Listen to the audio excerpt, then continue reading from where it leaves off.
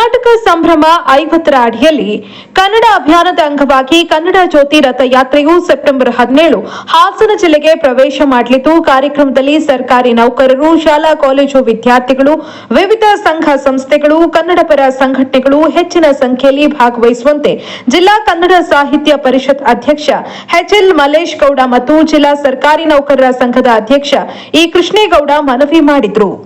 ಕರ್ನಾಟಕ, ಈ ನಾಡಿಗೆ ಕರ್ನಾಟಕ ಅನ್ನುವಂತಹ ಹೆಸರು ನಾಮಕರಣ ಆಗಿ 50 ವರ್ಷದ ತುಂಬಿದ ಸಂಭ್ರಮಕ್ಕಾಗಿ ಈ ರಥಯಾತ್ರೆ ಇಡೀ ರಾಜ್ಯದಾದ್ಯಂತ ಸಂಚರಿಸ್ತಾ ಇದೆ.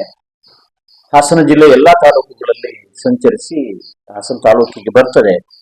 16ನೇ ತಾರೀಕು ಬರ್ತಾ ಇದೆ. ಆದ್ರೆ 16ನೇ ತಾರೀಕು ಅದನ್ನ ನಾವು ಮುಂದುವರ್ಸಲ್ಲ, ರಜಾ ಇರೋ ಕಾರಣಕ್ಕಾಗಿ. 17ನೇ ತಾರೀಕು ಹಾಸನ ಮತ್ತೆ ಆಲೂರು ಎರಡೂ ತಾಲೂಕುಗಳನ್ನ ಸಂಚಾರ ಮಾಡ್ತದೆ.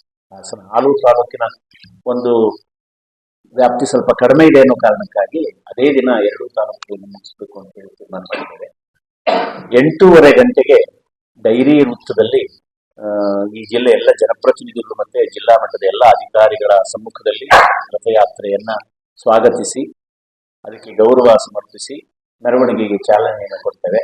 ಆ ಮೆರವಣಿಗೆ ಯಾವ ವೃತ್ತದಲ್ಲಿ ಇರ್ತದೆ, ಯಾರು ಕುರಿತು ಆ ರಥಯಾತ್ರೆಯನ್ನು ಕುರಿತು ಯಾರು ವಿದ್ವಾಂಸರು, ಕನ್ನಡ ಪರ ಸಂಘಟನೆಯ ಪ್ರಮುಖರು ಮಾತನಾಡ್ತಾರೆ ಎನ್ನುವಂತ ಮಾಹಿತಿ ಕೂಡ ಅದರಲ್ಲಿ ಇದೆ ಸ್ನೇಹಿತರೆ. ಹಾಗಾಗಿ ಡೈರಿ ವೃತ್ತ ಮತ್ತೆ ರೈಲ್ವೆ ನಿಲ್ದಾಣದ ವೃತ್ತ, ಡಿಸಿ ಕಚೇರಿ ವೃತ್ತ, ಎನ್ಆರ್ ವೃತ್ತ, ಹಿಮಾವತಿ ವೃತ್ತ ಮತ್ತೆ ಕಲಾಭವನದಲ್ಲಿ ಮೆರವಣಿಗೆ ಅಂತ್ಯ ಆಗುತ್ತೆ. ಕಲಾಭವನದಿಂದ ಆಲೂರು ತಾಲೂಕಿಗೆ ರಥವನ್ನ ಬೀಳ್ಕೊಡುವಂತಹದ್ದು ಕಾರ್ಯಕ್ರಮ ಇದೆ.